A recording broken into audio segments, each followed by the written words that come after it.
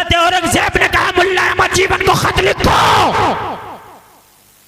कि वो आए दिल्ली, टैक्स बाद में लगाऊंगा, पहले ये पूछूंगा इतना माल आया कहां से। टैक्स बाद में लगाऊंगा, पहले पूछूंगा कि इतना माल आया कहां से।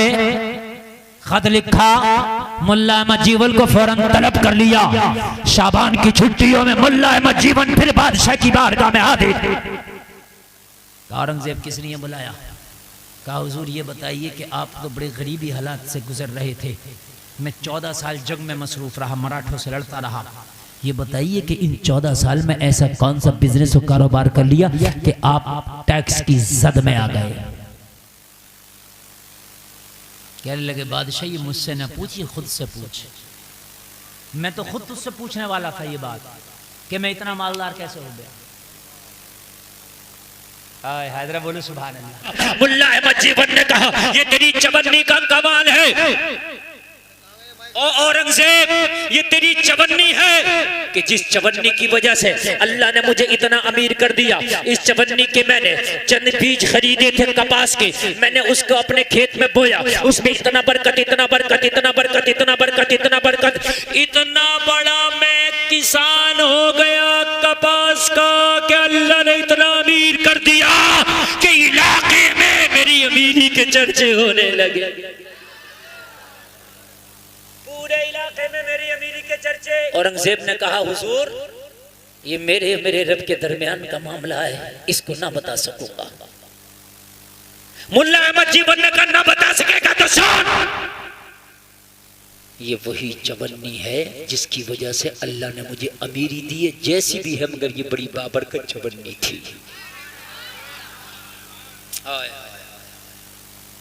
खुदा की कसम अगर हलाल के लुक़्मे कम हो, हलाल के सिक्के कम हो, लेकिन खुदा की कसम हराम के बहुत पे भारी होते हैं, बहुत पे भारी होते हैं, बहुत पे भारी होते हैं। मुल्ला अहमद जीवन ने कहा बादशाह कोई और बात हो तो बता। कहने लगा हुजूर का दिन आराम करें और उसके बाद में तशरीफ ले जाएं। बादशाह ने सारे वजीरों को बुलाया, सारे वजीरों को बुला के बादशाह ने फरमाया अब मुझे अपना अपना हिसाब दो। सारे वजीरों ने अपना अपना हिसाब दिया। लोगों जो कैशियर था, जो आमदो खर्च का रजिस्टर अपने हाथ में रखता था, बादशाह ने उसे बुलाया। कहने लगा तू अपना हिसाब दे, कितना आया कितना गया, सारा हिसाब दिया मगर एक चवन्नी का हिसाब ना दे सका।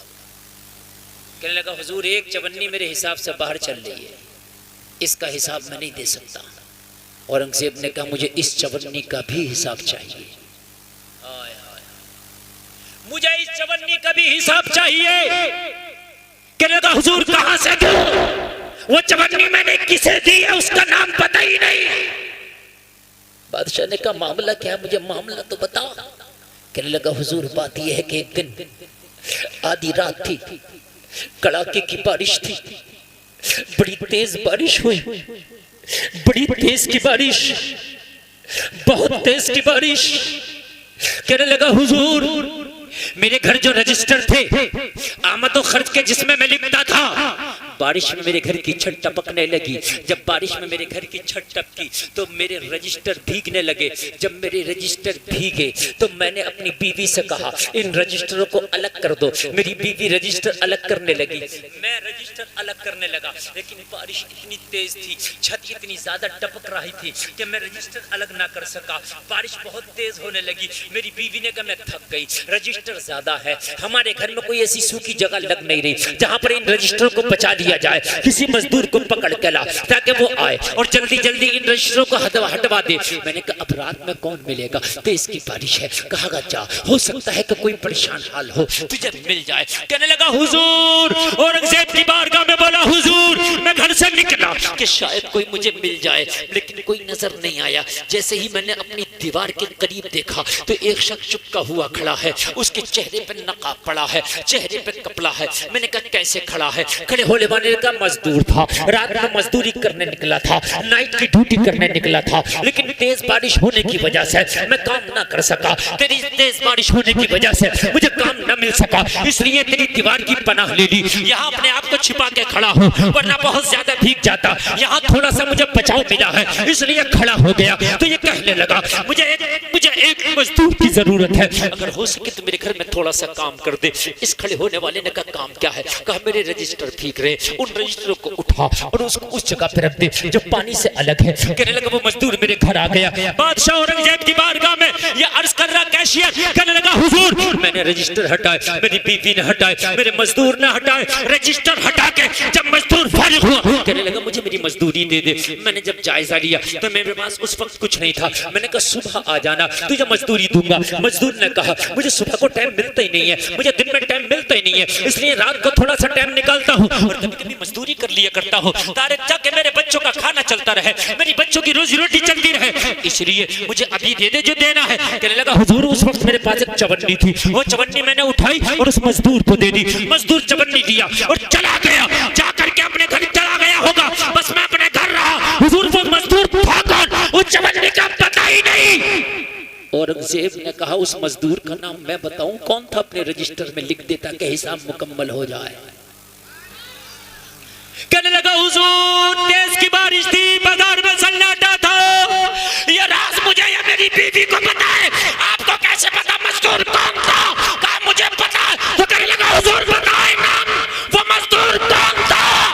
तो औरंगजेब ने कहा लिख शहंशाह हिंदुस्तान औरंगजेब,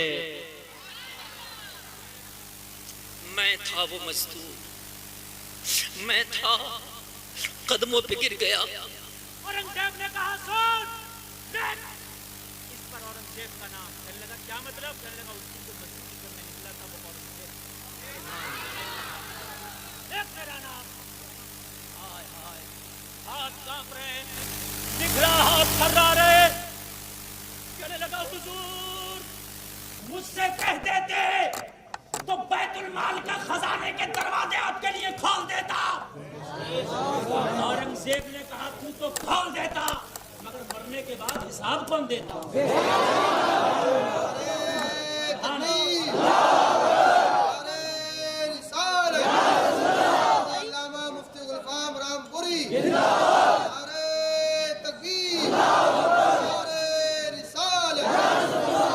तू तो खोल देता मगर हिसाब कौन देता?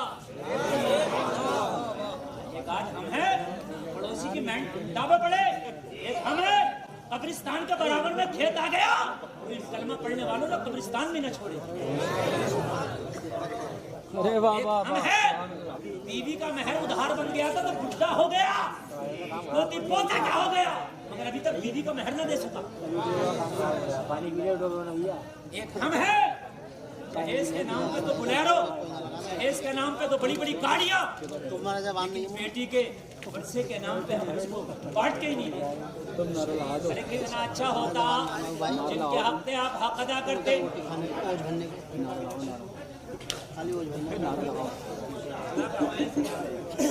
दहाने आप पर खोल देता तो कहने लगा हिसाब कौन देता? तू तो खोल देता लेकिन इनका हिसाब कौन देता? अल्लाह अल्लाह यार बादशाह की सोच है।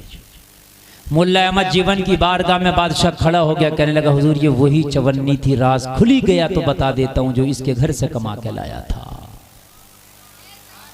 हाय हाय जिस चवन्नी ने आपको आज इतना अमीर कर दिया कि टैक्स वालों की लिस्ट में आपका नाम आ गया। जलसे में आने वालों, अगर तुम्हारा बच्चा वो चीज तुम्हारे घर में लेके आया कि जो तुम्हारी नॉलेज से बाहर है, एक बार अपने बच्चे से पूछ ले कि मेरे लाल तू कहां से लाया है। अगर वाकई तेरा बच्चा किसी की बगैर इजाजत ले आया तो उसे समझा, अपने बच्चे पर जरा सख्ती कर, इसलिए कि अगर आज तेरा बच्चा इस चीज की आदत डाल लेगा तो बड़े होने के बाद इसे ना कोई समझा पाएगा, इसे ना कोई बतला पाएगा। चाहते हो कि तुम्हारी औलादे मुतीओ फरमा बरदार हो, चाहते हो तुम्हारी औलादे तुम्हारा कहना मानने वाली बने, तो जलसे में आने वालों अपनी औलादों को हलाल के लुक़्मे खिलाओ। खुदा की कसम ना तुझे नमाज में मजा आएगा अगर तूने हराम के लुक़्मे खिलाए। न तुझे इबादत में मजा आएगा। और तेरी औलाद अगर पैदा होकर जवान हो गई ना, तो ये कभी तेरी मुती फरमा बरदार नहीं हो सकती, कभी नहीं हो सकती। चाहता है कि तेरी औलाद मुती फरमा बरदार हो, चाहता है कि तेरी नस्लों में कोई बेहतरीन आलिम दीन बने, चाहते हो तुम्हारी नस्लों में कोई अल्लाह का वली बने, तो अपनी औलादों को हलाल के लुक़मे खिलाओ इंशाअल्लाह। अगर ज़कात है तो बोलो निकालेंगे इंशाअल्लाह, बोलो बोलो इंशाअल्लाह। हराम किसी का नहीं खाएंगे, बोलो इंशाअल्लाह, इंशाअल्लाह। जोर से बोलो इंशाअल्लाह। अल्लाह आपको सलामत रखे। अरे यार, कलमा पढ़ने वाला अगर इन बातों पे अमल नहीं करेगा तो कौन अमल करेगा? है? हमें गैरों से शिकवा क्या, हमें गैरों से मतलब क्या, हमें गैरों से शिकायत क्या? हमें तो मतलब तुमसे है, हमें तो शिकवा आपसे। मालूम है इब्तदाई इस्लाम में मुसलमानों को मारते तो थे, लेकिन ये भी कहते थे अगर कोई सच्चा है तो है कलमा पढ़ने वाला है। एक यहूदी एक नाम निहाद मुसलमान से झगड़ पड़ा, झगड़ा बहुत हुआ, तो यहूदी ने कहा फैसला करा किसी से। मुसलमान ने बोला चल। यहूदी बोला कहाँ चलेगा? बोला जहाँ तू चाहे। तो यहूदी बोला चल मोहम्मदुर रसूलुल्लाह की बारगाह में। कहने लगा तू तो उनकी मुखालफत करता है। कहने लगा मुखालफत तो करता हूँ, मगर सच बात यह है उनसे ज्यादा सच्चा है भी कोई नहीं। हाय हाय, मैं मुखालफत तो करता हूँ मगर उनसे सच्चा भी कोई नहीं है। पहले अगर कलमा पढ़ने वाला होता तो जमाना कहता कि अपनी अमानतें इसके हवाले कर दो, इसलिए कि ये पेट से पत्थर तो बांध सकता मगर अमानत में खयानत नहीं कर सकता। बोलो बात हकीकत है कि नहीं है?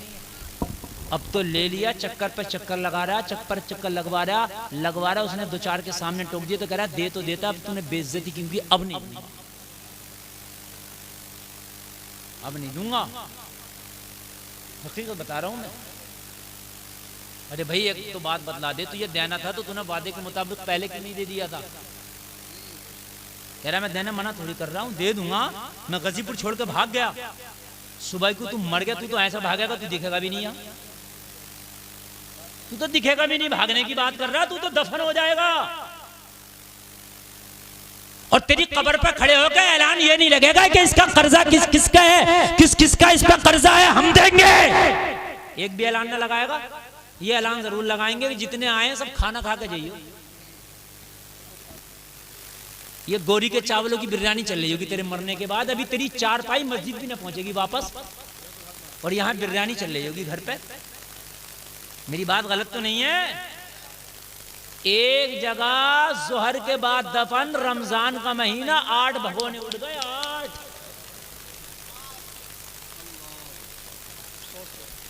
मुझे बताइए आप, रमजान के महीने में दफन था। यह है मेरी कौम, जोहर के बाद, समझ रहे हैं आप? 8 भगोने। ये हाल है मर इस दुनिया के लिए, ये है दुनिया। आला हजरत कहते हैं शहद दिखाए, जहर पिलाए, कातिल डायन, शोहर कुश, और इस मुर्दार पे क्या ललचाया? दुनिया देखी भाली है। सूना जंगल रात अंधेरी छाई, बदली काली है। तो इसके ऊपर है, इसके ऊपर। हाय हाय, जलसे में आने वालों दुनिया बड़ी बेवफा है। कब्र के गड्ढे में धकेल के कौन देखता है? बिरयानियों के दौर चलते हैं। कौन है तेरे ऊपर रोने वाला? और रो के कर भी क्या लेगा? ये तुझे रो के जन्नत नहीं दिला देगा ना। जिस बाप ने अपनी औलाद के लिए करोड़ों की संपत्ति छोड़ी, वो औलाद अपने बाप के लिए इतना भी नहीं कर सकती कि मदरसे में 10 घंटे सीमेंट के दे दे। मस्जिद में ये काम कर दे कि अपना अब्बा जी की तरफ से करोड़ों की संपत्ति छोड़ गया मेरा बाप, ला मस्जिद का प्लास्टर अपनी तरफ से, मस्जिद का टाइल्स अपनी तरफ से ना। क्या हुआ? किधर हो? इन औलादों को हलाल के लुक़्मे खिला दो। यही तो वजह है कि आज मेरी कौम में कोई अय्यूबी पैदा नहीं होता। यही तो वजह है आज मेरी कौम में कोई तारिक बिन ज़ियाद नहीं आता। इब्ने ज़ियाद तो बहुत है मगर तारिक बिन ज़ियाद नहीं। सही बता रहा हूं, सही बता रहा हूं। आज यजीद के कामों को दोहराने वाले बहुत हैं मगर नहीं मिलता तो सच्चा गुलाम हुसैन नहीं मिलता। तो मेरे भाई जो बोगे वही काटोगे। अगर इन औलादों को हलाल लुक़्मे खिलाए होते तो कुछ पता नहीं कि फिर से ये अय्यूबी बन के जन्म लेता। कान खोल करके सुने जलसे में आने वालों, आज तकरीर सुनो। मैं बड़ी दिल से करना चाहता था, बीच बीच में बड़े डिस्टर्ब हुए मुझे। यकीन करके मानना आप, अगर आपने कसम खा ली के अपनी रोजी को पाक करूंगा, अरे यही तो होगा, मुर्गा नहीं दाल खा लूंगा, यही तो होगा चटनी खा लूंगा, लेकिन लुक़्मे हलाल के होंगे। गुलफाम की ये बात दिल की तख्ती पे नोट करके चले जाना, तेरी जिंदगी का पहिया थम जाएगा, तू मर जाएगा। मगर ऐसी अपनी औलादों में, अपनी नस्ल में कोई ऐसा छोड़ जाएगा, तेरे मरने के बाद ऐसा नाम रोशन करेगा, जमाना कहेगा ये उसका बेटा है, जिसका बाप कब्र में है उसका बेटा है। ऐसी तरह कोई नस्लों में अल्लाह पैदा कर देगा, कोई ऐसा पैदा कर देगा। जैसे माने वालों, आप क्या समझते हो? आप ये सोचते हो कि हराम कमाएंगे तो मालदार हो जाएंगे? आप ये कमा सोचते हो किसी का दिल दुखा के लेंगे तो अमीर हो जाएंगे? नहीं। आओ मैं तुम्हें बताता हूं, तुमने तो खुदा की कसम उस नबी का कलमा पढ़ा है, उस नबी का कलमा पढ़ा है, उस नबी का कलमा पढ़ा है कि जिसके सिहाबा का हाल ये था। एक मेरे नबी का सिहाबी रोजाना मेरे नबी के पीछे नमाज पढ़ता, फजर की नमाज के बाद दुआ ही नहीं करता चला जाता, दुआ ही नहीं करता चला जाता, दुआ ही नहीं करता चला जाता। मेरे करीम मुस्तफा ने एक दिन पकड़ लिया और मेरे सिहाबी ये बता, फजर पढ़ता दुआ में शरीक ही नहीं होता, रोने लगे। मेरे आका ने फरमाया रोता क्यों है? अर्ज किया रसूल अल्लाह, रोने की वजह ये है, ए मेरे करीम आका, रोने की वजह ये है, ए मेरे मुशफिक आका, रोने की वजह ये है कि मैं भी चाहता हूं कि आपके पीछे दुआ करूं। कौन नहीं चाहेगा कि नबियों का सरदार दुआ कहे और गुलाम बैठ के आमीन आमीन बोले? लेकिन या रसूलल्लाह ऐसे ही कोई बेवफा नहीं होता, कुछ ना कुछ तो मजबूरियां रही होंगी। या रसूलल्लाह मेरे छोटे छोटे बच्चे हैं, ए मेरे आका, मेरे पड़ोसी एक यहूदी है और उस यहूदी के आंगन में एक खजूर का पेड़ है, मेरी दीवार से सटा हुआ वो पेड़ है, उसका फल रात में पका पका फल टपक टपक के मेरे आंगन में गिर जाता है। मेरे छोटे छोटे बच्चे हैं, मैं जल्दी से नमाज पढ़ के जाता हूँ, मैं गिरा हुआ खजूर उठाता हूँ, दामन में रखता हूँ और उस पड़ोसी के हवाले कर देता हूं। आका मेरे बच्चे हराम खाएं, उसका खजूर खाएं, मैं यहां दुआ करूं तो क्या कबूल होगी? बच्चों को हराम खिला के काबे में बैठ के दुआ कर लियो, समझ रहे हैं? दुआएं कबूल नहीं होती। हलाल है कि नहीं है? रोजी देखो, रोजी देखो।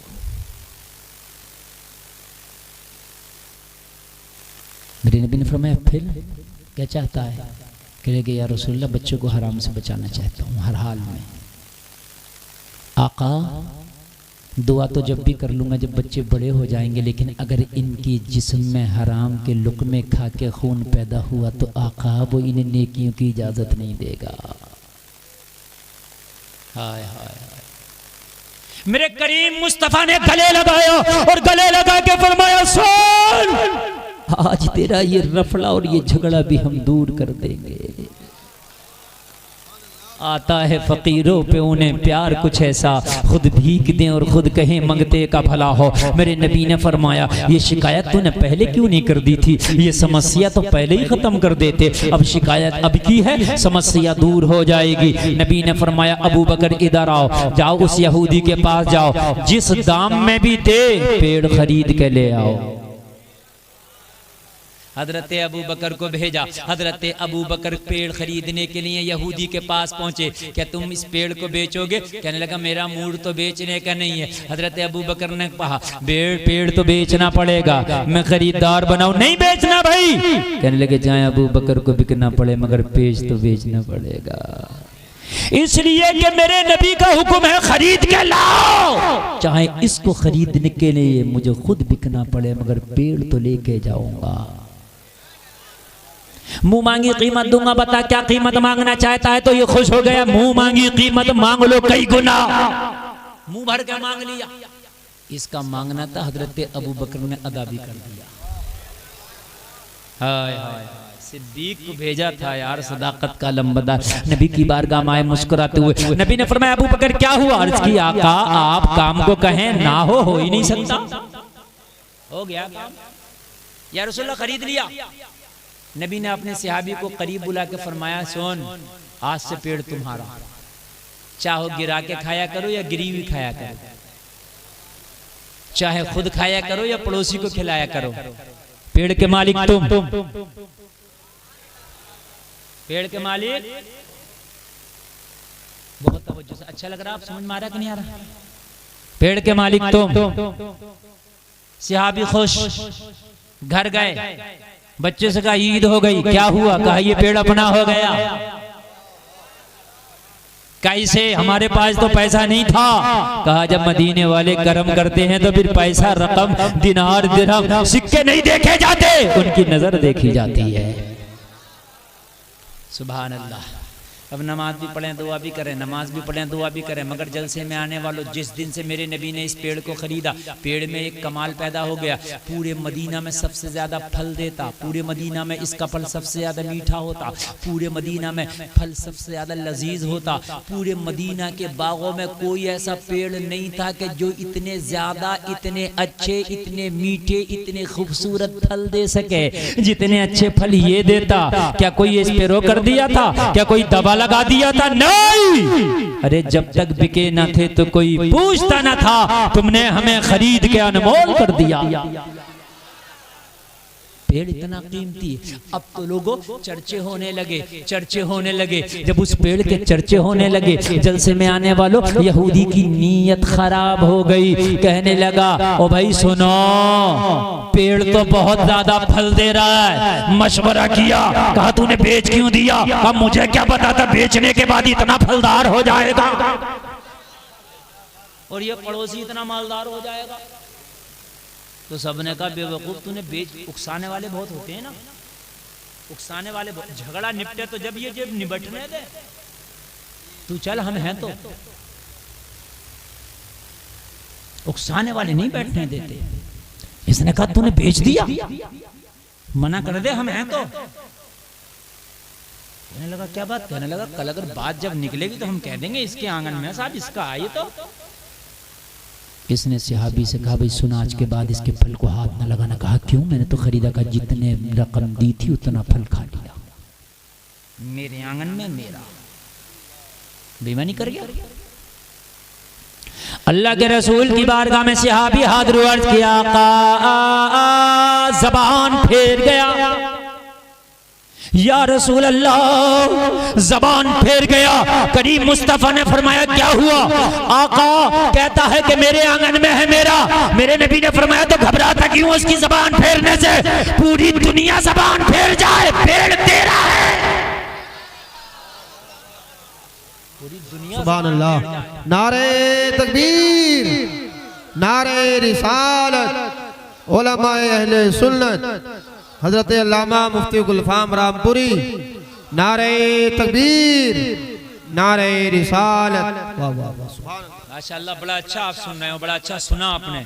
अल्लाह आपको सलामत रखे, बरकतें अता फरमाए, अल्लाह सलामत रखे। बस मैं 5 मिनट और बोल रहा हूँ, बस मेरी तकरीर बहुत लंबी हो गई।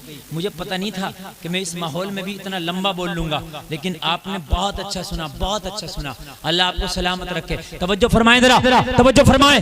मेरे नबी ने फरमाया पूरी दुनिया की जबान बदल जाए तो उसके बदलने से क्या होता है? वो मेरे सहाबी परेशान ना हो, नबी जबान ना फेरे, मोहम्मद जबान ना फेरे। मैंने जबान से कह दिया तेरा तो पेड़ तेरा है, अब भी तेरा, बाद में भी तेरा। या रसूल अल्लाह, वो तो कहता मेरे आंगन में, मेरे आंगन। नबी ने फरमाया आज आंगन का झगड़ा भी खत्म कर देंगे। उसके आंगन में तो आज आंगन का झगड़ा भी खत्म कर देंगे। नबी से अर्ज किया आका कैसे? नबी ने फरमाया जा जा आंगन में जाना, दरख्त के करीब खड़े होना और दरख्त के तने से कह देना इसकी नीयत खराब है। मेरे नबी ने फरमाया है इसके अंगना से चलो मोरे अंगना में आ जाओ। सुभान अल्लाह, सुभान अल्लाह, सुभान अल्लाह। इसके आंगन से चलो मेरे आंगन में आ जाओ, इसके घर से चलो मेरे घर में आ जाओ। इसकी नीयत खराब है, इसकी नीयत बदल गई है। लोगों जरा गौर करो, ये सहाबी थे सहाबी, इन्हें पता है अगर नबी हुक्म दे तो पेड़ चलने लगे, इन्हें पता है नबी हुक्म दे तो पत्थर भी बोलने लगे, अगर नबी बोल दे तो अबू जहल की मुट्ठी में कंकर भी कलमा पढ़ने लगे। इन्हें पता है कि नबी अगर अपना थूक शरीफ डाल दे तो खारा कुआं भी मीठा हो जाए। ये नबी है, ये नबी है। अगर जानवरों को भी कोई हुक्म दे दें तो वो भी बजा लाए। सुभान अल्लाह बोलो। नींद तो नहीं आ रही ना?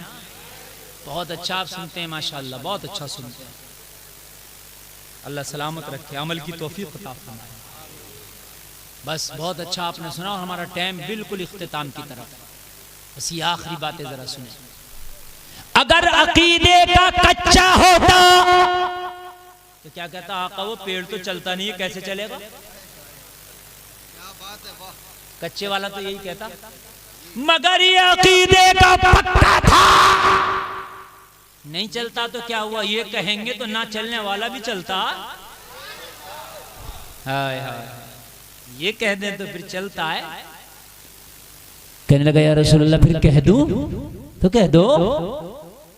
यहूदी के पास गया, कहने लगा भाई पेड़ के पास जाएंगे आखिरी बार। और गया और जाने के बाद पेड़ के करीब हुआ, जैसे किसी के कान में कोई सरगोशी करता। पेड़ से कहा इसकी नीयत खराब हो गई, मेरे नबी का फरमान है, तेरे नबी का फरमान है, इसके आंगन से चलो मेरे आंगन में आ जाओ। इतना कहना था, पेड़ ने हिलना शुरू किया, जड़ों को उखाड़ता हुआ जमीन को चीरते हुआ इसके आंगन से चला और सहाबी के आंगन में आके खड़ा हो गया। अल्लाह अल्लाह, जरा गौर करो, जरा गौर करो। सहाबी के आंगन में आके खड़ा हुआ, सहाबी अपनी जबान में कह रहा अस्साइलु मिनको ला यस्माउ ला, तो परे नहीं कर रहा, आज तक पुकार रहा है। कौन देता है? देने को मुंह चाहिए, देने वाला है सच्चा हमारा नबी। वाह वाह वाह, नारे तकबीर, नारे रिसालत, मसलके आला हजरत उलमाए अहले सुन्नत हजरत अल्लामा मुफ्ती गुलफाम रामपुरी। नारे तकबीर, नारे रिसालत। वाह वाह। अजीजो अब तुम चाय लिया क्या? जल्दी पिला दो वरना ये लोग देख रहे हैं। आप तो नहीं पिएंगे? हाँ माशाल्लाह, आप तो घर जाके पीना। मैंने देखो 4 चीजों का जिक्र किया था, 4, लेकिन मैं एक रोजी पर ही बोल पाया। ठीक है, किस्मत में जितना लिखा है इतना मिलकर रहेगा। रोजी हलाल करके खाओ, हलाल तरीके से खाओ। बात समझ रहे हैं कि समझ रहे हैं? इतना ही बोल सका। इसके आगे इंशाअल्लाह अब जो बातें बाकी की रह गई हैं फिर अगले साल में आऊंगा तो अगले साल इंशाअल्लाह आपको बतलाऊंगा। हाँ इंशाअल्लाह। रोजी पाक करके खाओ, रोजी पाक होगी, हलाल तरीके से खाओगे तो अल्लाह ने चाहा तो दुनिया में भी ऐश करोगे, मरने के बाद जन्नत में जाओगे। सुभान अल्लाह। अल्लाह सलामत रखे। आपने बहुत अच्छा सुना।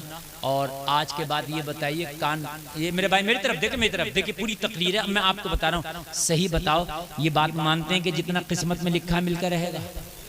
हैं तो सब लोग हाथ उठाओ अगर मानते हैं तो। उठाए रहो, गिराए कि नहीं उठाए रहो। बोलो आज के बाद ज़कात जरूर देंगे। अगर आपके पास इतना माल है कि आप मालिक के निसाब में, तो बोलो ज़कात जरूर देंगे। बोलो इंशाअल्लाह जरूर देंगे। बस नीचे ज्यादा थके तो नहीं है? टाइम ज्यादा तो नहीं हुआ? अच्छा नहीं, और नहीं बोलेंगे। देखो ऐसा है ना, 1.5 घंटा तकरीर हो गई पूरा, आधा घंटा और। मेरे भाई एक बात सुने आप। हाँ नहीं, आपने बहुत अच्छा सुना। ये जलसे की कामयाबी की दलील है कि आप अब तक और ख्वाहिशमंद और प्यासे बैठे हैं। हाँ चलो बोल देते हैं, अच्छा बोल देते हैं, बोल देते हैं। अच्छा डॉक्टर साहब नहीं दिख रहे हैं हमारे, डॉक्टर साहब कहाँ हैं? आ रहे हैं? तो माशाल्लाह। देखो अगर आप लोग बैठेंगे तो मैं तो बोल दूंगा, लेकिन ये आप अपने मोहल्ले में अपने खानदान में इत्तेफाक करो। देखो कभी देखो देखो जा रहे हैं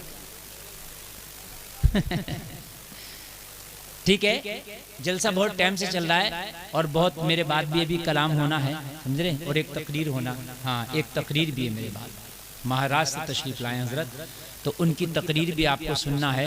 और अगर इतनी मोहब्बत ना करो कि दम निकल जाए, और प्यास बाकी रहना चाहिए, इतना ना पियो कि आप कहो भाई ये वाला जाम नहीं चाहिए, बहुत पी लिया। हाँ मुझे अगले साल फिर आना है, फिर आपको सुनाना है। एक आपकी ख्वाहिश और 2 मिनट में अपनी बात पूरी कर दूं, जो मैंने मेन बात रहनी थी। मेरे सुने मेरे भाई सुने, हरी टोपी वालों बैठ जाओ तो बड़ा अच्छा है, अल्लाह आपको अच्छा इसकी टोपी हरी नहीं है बैठ जाओ। अच्छा यहाँ तकरीर करना बड़ा मुश्किल काम है, ये मेरा जिगर गुर्दा जो मैंने कर ली, मैं सही बता रहा हूँ। क्या साल में हुआ जलसा? हाँ 3-4 साल में हुआ, मुझे पता है। यकीन मानना अगले साल यही मैक बुलाना, मुकर्री जिसे दिल करे उसे बुला लियो जाओ, मेरी गारंटी है। अगर इतने बैठे रह जाए तो सुनने में, मैं भी बड़ा नब्बाद आदमी हो गया हूँ, समझ रहे हैं आप? हाँ मैंने कैसे आपको रोका, कैसे सुनाया मैं जानता हूँ। हाँ बस अब 2 मिनट और सुन ले, मैंने जो बात कही थी। रोजी पाक करेंगे इंशाअल्लाह, लेकिन अपने आप को भी पाक करेंगे। कहो नमाज पढ़ लो, नौजवान से कहता था कपड़े ठीक नहीं है, ये जवाब मिलता तुम पढ़ लो। अच्छा कमाल की बात मौज आहिर साहब, ये तुम्हारे इलाके के हैं, यहीं के मेलोली के, हाँ बड़े माशाल्लाह दमदार आदमी है, अल्लाह सलामत रखे। मैं एक आपको बड़े काम की बात बता रहा हूँ। अभी अजान हो जाओ, 10-20 लोगों में बैठे हों, मौलाना जहांगीर बैठे हों, इमाम साहब बैठे हों, तो पता 10-20 क्या कहते हैं, हजरत अजान हो गई। तो हजरत के लिए हो गई, तेरे लिए नहीं हुई। हक बात बता रहा हूँ मैं। और अगर अजान के वक्त हजरत बैठा रह जा, चाहे बाद में जाकर पढ़ ले, हजरत की खैर नहीं, नमाज तो पढ़ते ही नहीं है। अरे हजरत नहीं पढ़ता तो हराम हो गया, तू पढ़ता तो कहाँ का जायज हो गया है? किसी ने मेरी अभी एक वीडियो वायरल कर दी, उसमें मेरी आवाज में किसी ने गाली दी, समझे? अब वो हर आदमी मैंने एक को पकड़ लिया, मैंने एक बार, अरे तूने कभी जिंदगी में गाली बकी है नहीं बकी है? करा बहुत बकी है। तो फिर मैंने बकी तो मन के क्या हो गया? तूने बहुत बकी है, मैंने एक बकी तो मरा फिर रहा, यही मान ले मैंने बकी है। यार हद हो गई है। मौलवी का अगर बेचारे का पैजामा थोड़ा सा ऐसा हो जाए टेढ़ा, अरे मौलवी साहब का पैजामा कैसा, और अपने आप नंगा घूम रहा। भाई मेरी बात हकीकत है कि नहीं है? समझ रहे हैं? अरे भाई एक बात तो बता कि जन्नत तुझे ना चाहिए?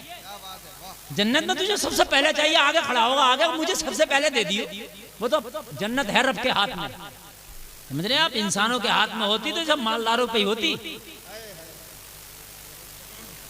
हाँ लेकिन जलसे में आने वालों अल्लाह का निजाम लाजवाब है, उसका कोई विपक्ष नहीं। खुदा की कसम मैंने आपको वो तकरीर सुना दी, आप मानो या ना मानो ये ऐसी है, अगर अमल हो जाए तो जिंदगी बन जाएगी।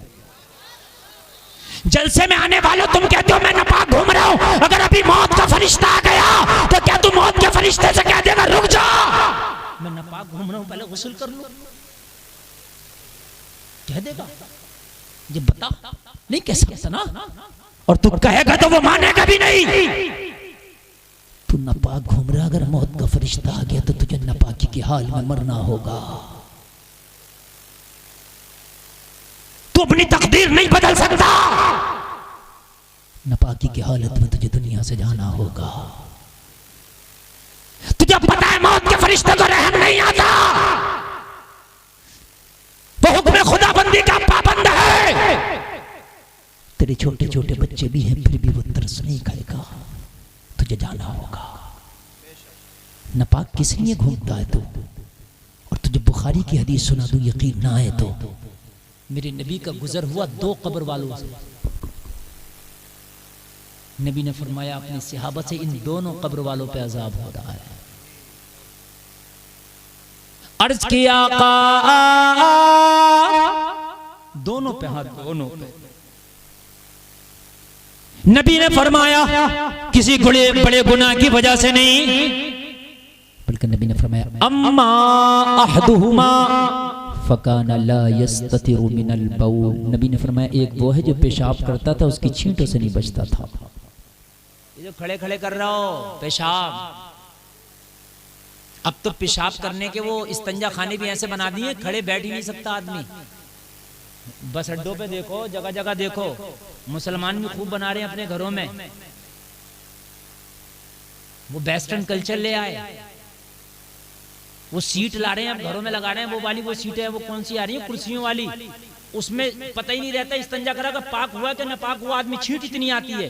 चलो किसी के घुटनों में दर्द है, मजबूरी है तो एक अलग बात है, लेकिन अगर मजबूरी नहीं है तो वो तरीका अपनाओ जिसमें पाकी बेहतर तरीके से हासिल हो सके। इसलिए कि तू अंग्रेज नहीं है, तूने कलमा मोहम्मद रसूलुल्लाह का पढ़ा है। अंग्रेज से मतलब नहीं है।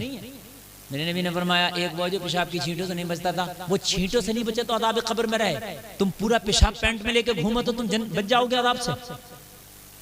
बताएं मुझे आप। नबी ने फरमाया वो अम्मल आखिरु फकान यमशी बिन नमीमा। दूसरा वो है जो चुगली करता था। ये जो चुगलियां करते हो, चौराहे पे इधर की उधर, उधर की इधर लगाते हो, कान खोल करके सुन लो, ये चुगली छोड़ दो, मरे हुए भाई के गोश्त खाने के बराबर है। नबी ने फरमाया कौन पसंद करेगा कि अपने मरे हुए भाई का गोश्त खाए। जलसे में आने वालों, अपने जिस्म को भी पाक करो, रोजी को भी पाक करो, अपने ख्यालात को भी पाक करो। अल्लाह ताला हमें कहने से ज्यादा अमल की तौफीक अता फरमाए। कहने सुनने में कोई खता हुई है तौबा कर दो, मौला माफ फरमाए। कलमा शरीफ पढ़े, ला इलाहा इल्लल्लाह मुहम्मदुर रसूलुल्लाह, इस्लाम जिंदाबाद, वमा अलैना इल्लल बलाग।